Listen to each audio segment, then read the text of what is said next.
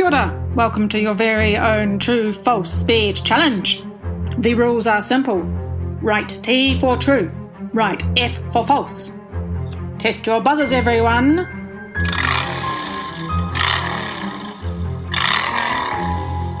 Are you ready?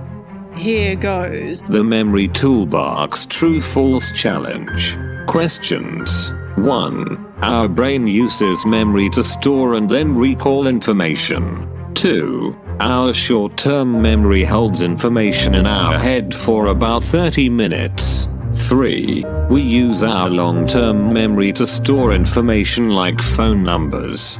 4. Information in your long-term memory only lasts for 3 days. 5. You can train your memory using a range of tools such as writing things down. Answers. True, false, true, false, true.